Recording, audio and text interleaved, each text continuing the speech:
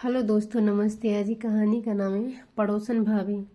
पड़ोस में रहने वाली भाभी मेरे शादीशुदा भाई को हर दूसरे तीसरे दिन अपने घर बुलाती। भाई वहां से 1 घंटे के बाद लौटते तो पसीने से भीगे हुए होते और तुरंत नहाने चले जाते। एक दिन मैंने मोहल्ले के एक लड़के को भाई के पीछे भेजा। जब वह लड़का लौटा तो वह भी पसीने से भीगा हंसते हुए अपने घर चला गया। उसने मुझे कुछ नहीं बताया क्योंकि इस समय मेरी भाभी मायके गई हुई थी, तो मुझे अपने भाई पर शक होने लगा। लेकिन भाभी ने मायके से लौटते ही सच्चाई बताई, जिसे सुनकर मैं शर्मिंदा हो गई। मेरा नाम मेघना है। मुझसे बड़ा मेरा भाई एक भाई है। हम दोनों भाई बहन बचपन से ही बहुत मिलजुल कर रहे थे और एक दूसरे से अपनी बात शेयर करते थे। कॉलेज भी साथ जाते और साथ ही आते थे। मेरे भाई की पढ़ाई पूरी हो चुकी थी और उसकी जॉब लग गई। भाई की शादी हो चुकी थी। मेरी शादी की बात चल रही थी। फिर मेरी शादी हो गई और मैं ससुराल चली गई। मेरे पिताजी का तबादला हो गया और मैं झांसी शहर पहुंच गई। वे झांसी शहर पहुंच गए। मैं भी अपने मायके आई हुई थी। मेरी भाभी इस समय अपने मायके गई हुई थी। हम जिस कॉलोनी में रहते थे, पड़ोस में भी एक भाभी रहती थी। एक दिन भाई के सिर में दर्द हो रहा था तो वे ऑफिस से जल्दी घर आ गए।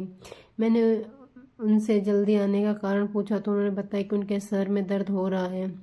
मैंने उसे कहा कि आप जाकर अपने कमरे में आराम कीजिए, मैं आपके लिए चाय लाती हूँ। मैंने उसके लिए अच्छी सी चाय बनाई और एक सिर दर्द की टैबलेट भी निकाली और लेकर उसके कमरे में ले गई तो देखा भाई वहाँ नहीं थे। मैं वहीं कमरे में बैठकर उनका इंतजार करने लगी। मैंने सोचा भाई शायद फ्रेश होने गए होंगे, लेकिन मुझे बैठे बैठे 1 घंटा हो गए और भाई नहीं आए।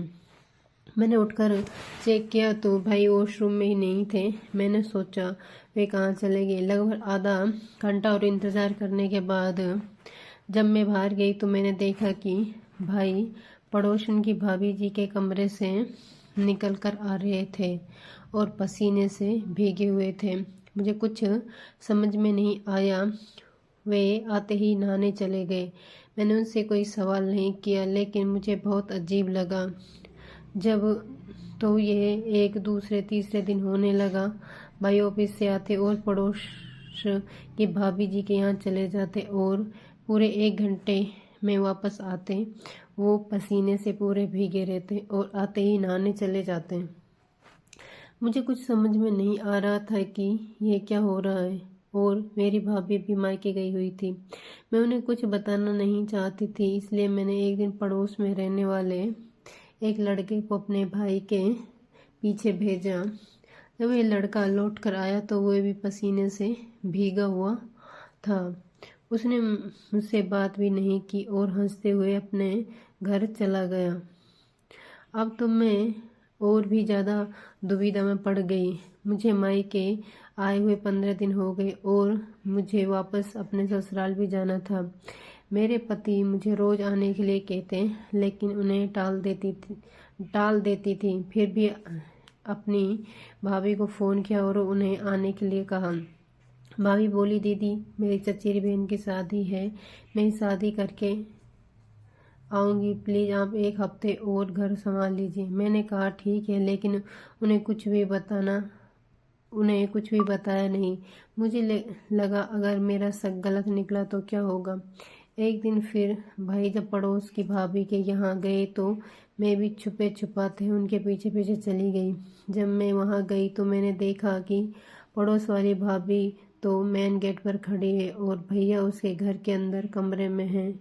अब तो मेरा दिमाग और भी ज़्यादा घूम गया। मुझे कुछ समझ में नहीं आ रहा था कि माजरा क्या है। अगर भाभी बाहर खड़ी है तो भैया अंदर क्या कर रहे हैं।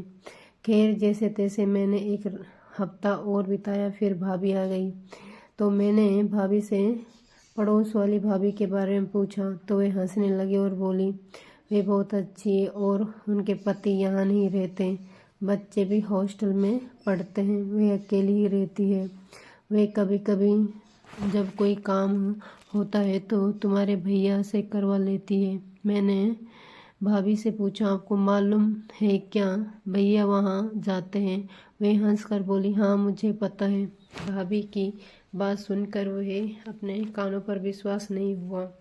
मैंने सोचा, ये कैसी औरत है जो अपने पति को दूसरी औरत के पास जाते हुए देखती है और फिर भी कुछ नहीं कहती। एक दिन भाभी के सामने भी यही हुआ। भैया पड़ोस वाली भाभी के यहाँ गए और 1 घंटे के बाद पसीना से भीगे हुए वापस आए। तुरंत ही नहाने चले गए। भाभी और मैं उन्हें देखते रह गए। तब मैंने भाभी को बताया कि आपके जाने के बाद भी ये सिलसिला हर 2-3 दिन में होता था।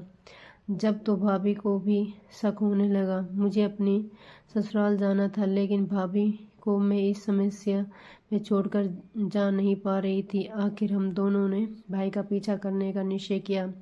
एक दिन भाई जैसे ही पड़ोस वाली भाभी के यहाँ गए, मैं और भाभी उनके पीछे पीछे गए।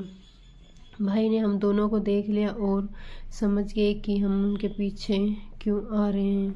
फिर उन्होंने हमें जो बताया वह सुनकर हम दोनों हंसते हंसते पागल हो गए। बात दरअसल उस समय की थी जब मैं अकेला था। तू अपने ससुराल में थी और तुम्हारी भाभी अपने मायके में थी। पिताजी भी किसी काम से बाहर गए हुए थे। तब पड़ोस वाली भाभी ने मुझे आवाज़ लगाई। उनके पति भी किसी काम से बाहर रहते थे। वे बोले, भैया मेरे कमरे का बल्ब नहीं जल रहा है, चेक कर देंगे? मैंने कहा, हाँ अभी कर देता हूँ। मैंने कहा, आप कमरे के बाहर जाकर मेन गेट पर खड़ी हो जाइए। जब तक मैं बाहर ना निकल आऊँ तब तक आप वहीं खड़ी रहिएगा। उसका बल्ब तो फ्यूज था ही, अंदर से तार भी टूटा था। उसे सुधारते हुए मुझे 1 घंटा लग गया। सुरक्षा को दृष्टि में रखते हुए हमने मेन स्विच ऑफ कर दिया, इसलिए पंखा भी नहीं चल रहा था। तो मैं पसीने से भीग गया और भाभी भी कमरे में किराए पर रहती थी। उस कमरे की दीवार में बहुत सीढ़न थी, इसलिए बल्ब नमी के कारण हर दूसरे तीसरे दिन फ्यूज हो जाता था और हम मुझे सुधारने के लिए बुला लेती, क्योंकि उनके पति यहाँ नहीं रहते, इसलिए मैं उन्हें मना भी नहीं कर पाता था। एक तो मैं पहले ही ऑफिस से थका हुआ आता था, ऊपर से उसका बल्ब सुधारने के चक्कर में पंखा भी बंद रहता था, तो मैं पसीने से भीग जाता था, इसलिए मैं तुरंत नहाने चला जाता था। उनकी बात सुनकर मैं शर्मिंदा हो गई और भाभी हंसते हुए बोली, दीदी मुझे ये सब बात पहले ही मालूम थी, क्योंकि आपके भैया ने मुझे फ़ोन पर बताया था कि पड़ोस वाली भाभी का बल्ब फ्यूज हो जाता है और वह उसे सुधारने के लिए चले जाते हैं। दूसरे दिन मैं अपनी ससुराल आ गई।